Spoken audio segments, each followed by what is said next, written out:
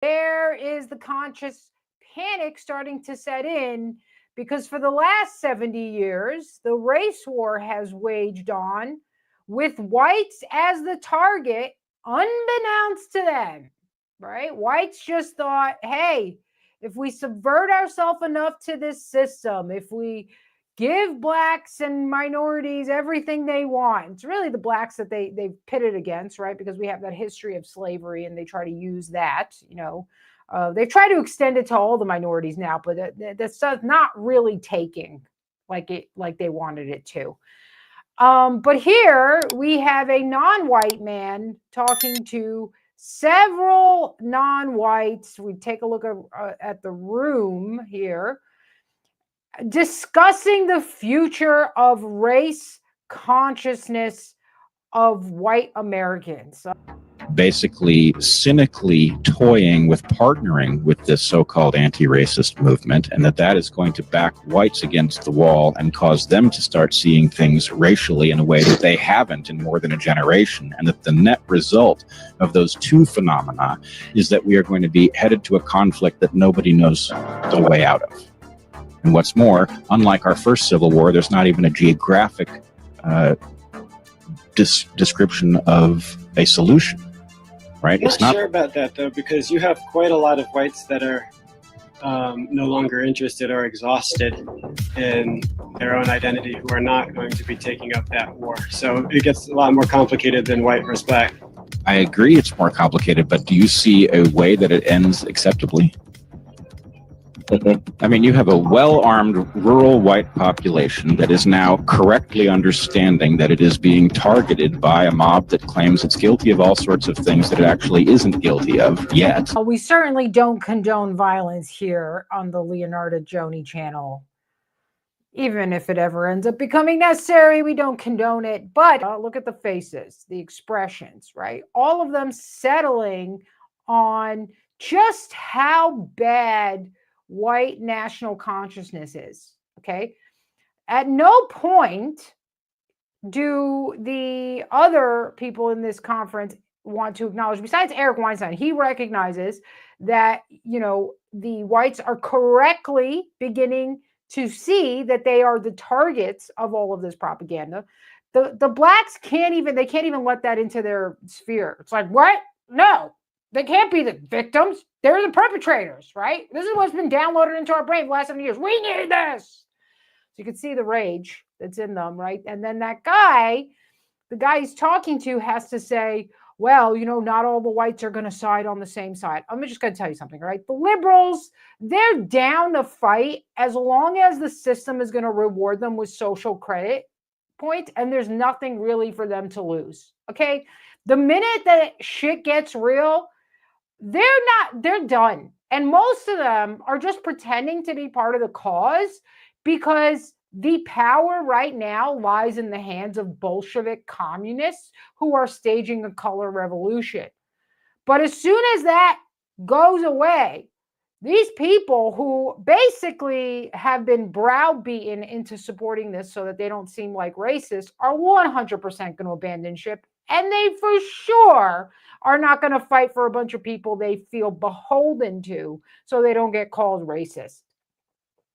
On top of that, that whole thing is fading, okay? The illusion that Black people are total victims and white people are demons and devils, and that there's a system of oppression that is actively holding Black people down. That illusion is fading, okay? And we have people out here talking about it. So here's one where everybody knows Thomas Sotomayor. Let's bring him up. Let's turn the volume up on that. Hitting the bullseye every time she pulled the trigger. Eventually, the regular white people are going to get tired, and whenever the regular white people get tired, everybody else is going to lay down. And a bitch ass can cock the mother, shoot the whole clip, and don't shoot nobody, or shoot a mother that he wasn't even aiming for.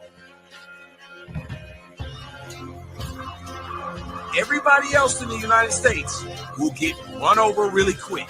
And it won't even be more than that. They've been waiting for this.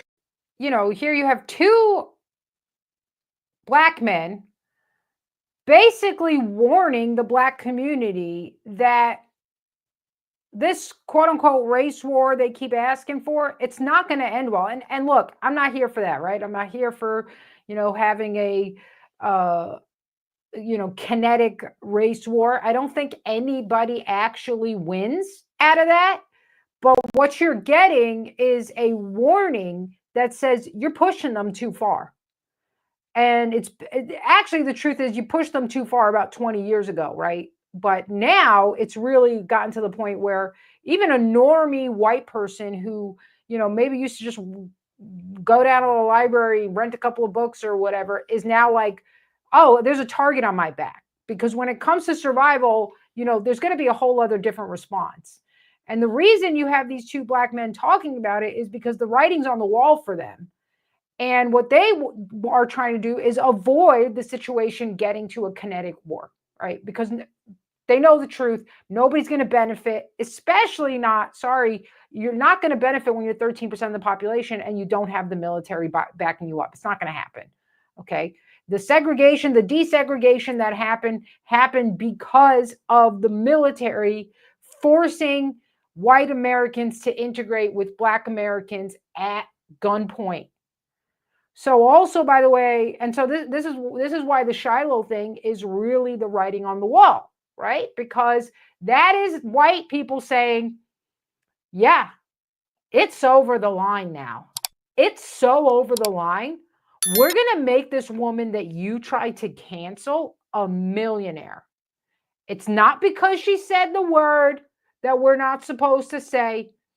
It's because you're trying to ruin her life and threatening to kill her because she said the word that we're not supposed to say. It's because at the same time that you're demanding that all white people grovel and beg forgiveness and feel such tremendous guilt for saying this supposed horrid word. It's so bad. It's so bad that you guys say to each other every other word when you're talking to each other. Okay, but it's so bad that we are demanding that you feel this way. At the same time that we're saying this bullshit, we're allowing shit like this to happen.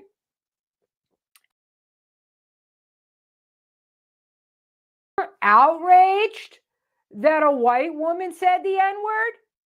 We're outraged that you are literally murdering us and our children because they're white. Because you've been taught from such a young age that everything is white people's fault.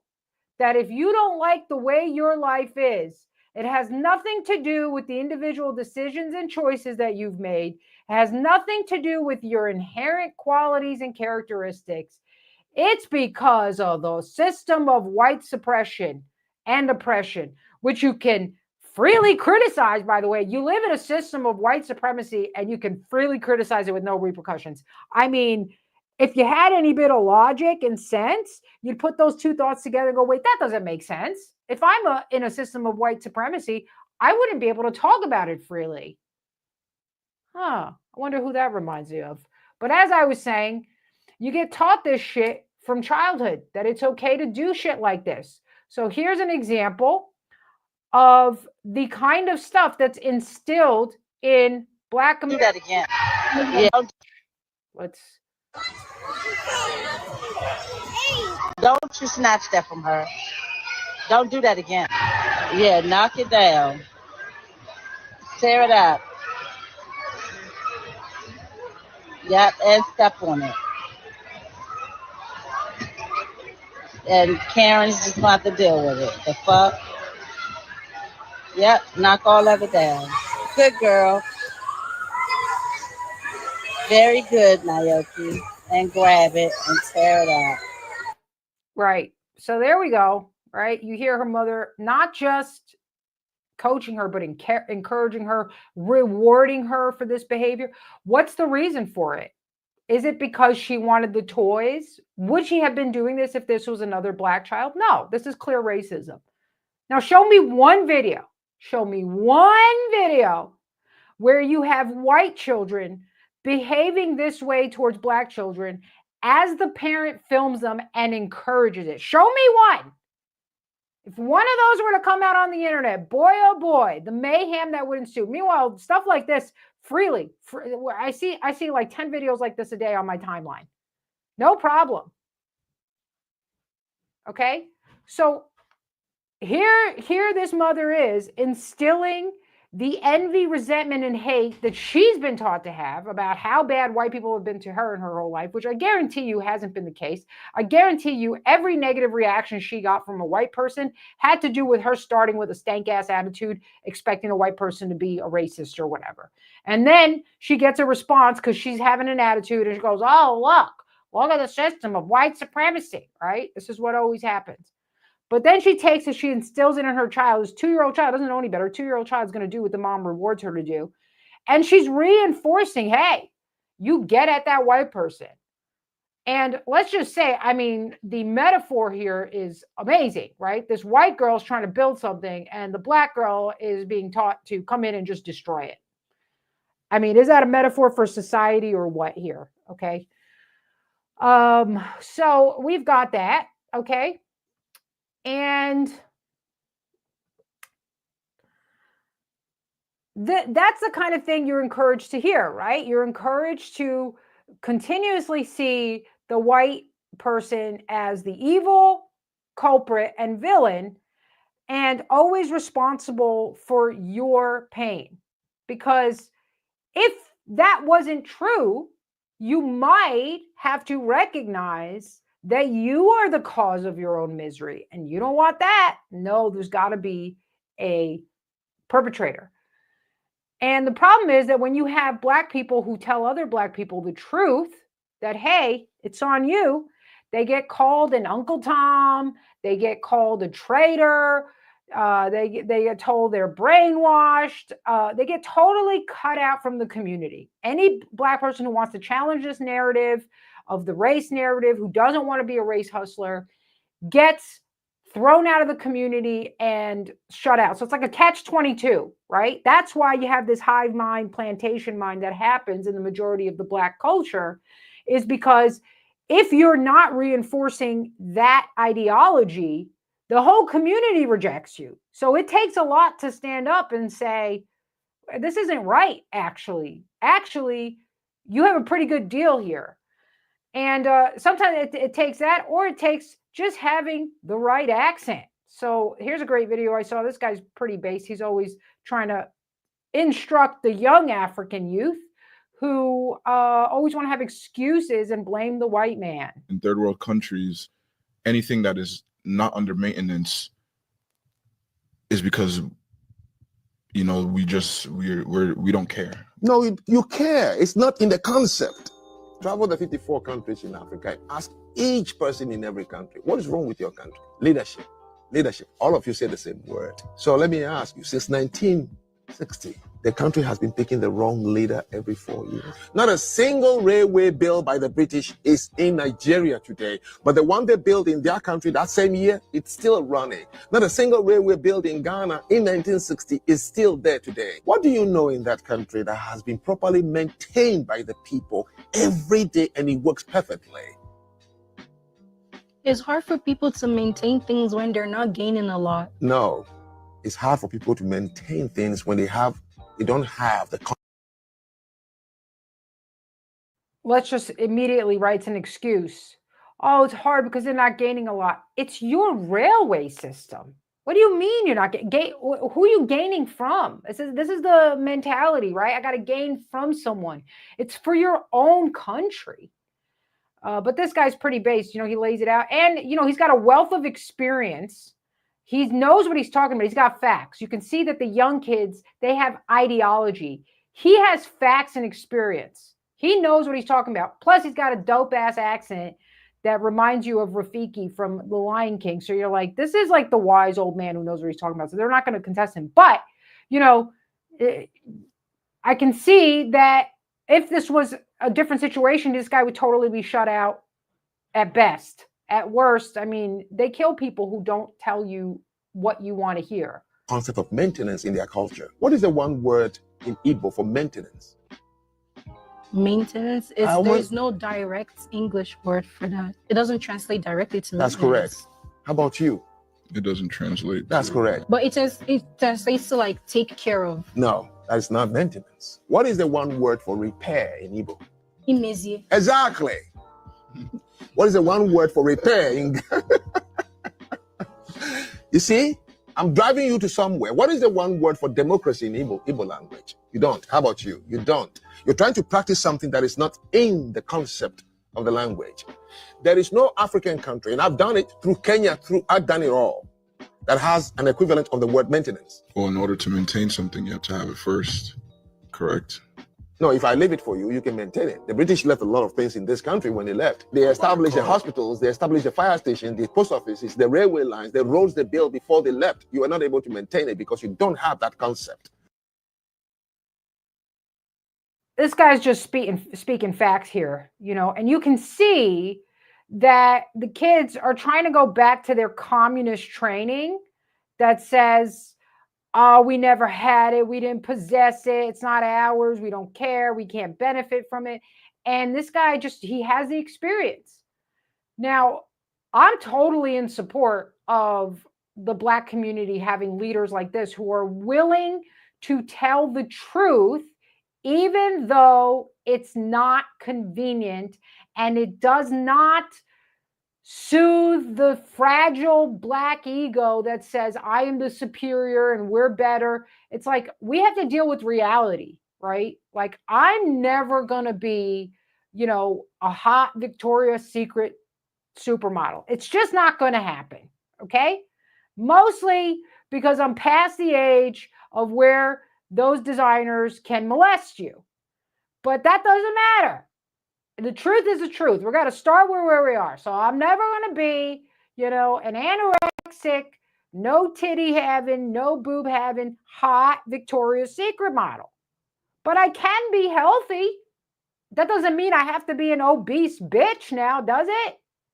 So it's the same. It's like you got this crazy extreme, like we got to be the superior or the best. And if we can't do that, we're just going to be straight gangbangers.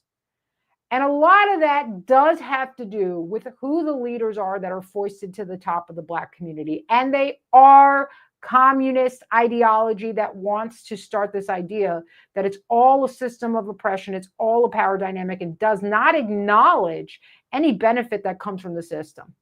Okay? But they're never going to let people like this, right? They want the Jesse Jacksons. They want the race hustlers telling them, yeah, you Black and you proud and the white man did this to you. And it doesn't do anything except breed hatred, resentment, envy, and fury, which always ends up backfiring on Black people. You might kill that white kid, which is sad. It's sad, dude. That family is going to suffer loss.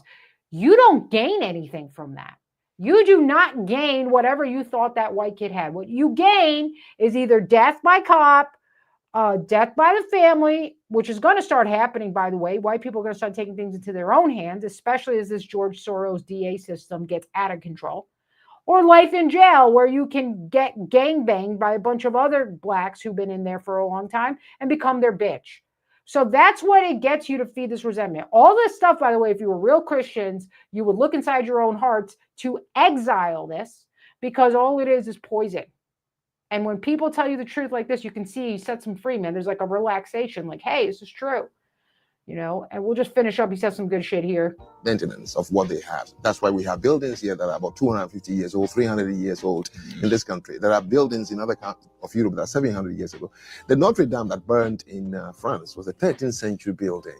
Do you know what kept it that long till today? Maintenance is a culture. All right. So there you go. Guy's pretty based. Right. And then I have one more. This, you know, there are some funny ass Black people who get it. They really get it. And they're pretty funny, man. So let's go look at this dude. Long-legged Mac, pushing these white folk, and you're pushing them. Long-legged Mac Dad is pushing them and pushing them. and pushing them, and they're going to get, listen, you're going to push people to the point where they're not going to take it no more. These white folk are not going to take it. You're taking their tax money, you're closing down their jobs, you're shutting down their bank, you're telling them what they can and cannot do, you're giving billions of dollars to Acorn, you're taking their tax money and giving it to people to buy drugs, you're killing babies and you won't stop, you're telling lies, and you're demoralizing our nation. You're destroying everything that has made this nation great. White folk getting ready to rise up. They don't want to take it no more. I'm joining. Why they're supporting Shiloh has nothing to do with white people are racist and they want to be able to say the N-word. That's a load of shit. That's called a red herring. That's when you reduce somebody else's argument to an indefensible position because it's easier to destroy. The truth about why white people donated over $700,000 to Shiloh Hendricks was because white people are sick and tired of being told that they have to be so ashamed of uttering this bad word, while Black people are indiscriminately attacking and murdering white people, calling them whatever they want, posting videos calling for the extermination of white people, posting videos where they say all white people are evil and racist, even though this is a gross oversimplification and reductionism of all white people. Okay. Like the Slavs, who were the original slaves. You're going to loop those in. They had nothing to do with it, right? So that's why they said, oh, you want to be so outraged? So outraged that she said the N-word? We just watched you stab this innocent kid just for asking the Black kid to leave the track. And then all of you gathered behind him and were like, hell yeah, that's for us. That's why. That was the fuck you in the face, which, by the way, keep it up. Keep it up. I can talk all day. White people aren't going to believe me. But all your videos that you're posting where you're supporting Carmelo Anthony and you're saying he did nothing wrong, and not only that, you're saying he should have done it because of all the shit white people did, that is radicalizing the people. So please keep it up. But I'm going to tell you something. You're going to go over the line and then you got nobody to blame but yourself. And you don't elect leaders who can lead you properly because you don't want the truth. You want to hear what satisfies your fragile yet inflated ego. That's it. I'm done with the rant. Hey, don't forget, I've got a live show that I do on censored.tv every Tuesday and Thursday at 7 p.m. Eastern, and they are uncensored. So I say whatever I want there.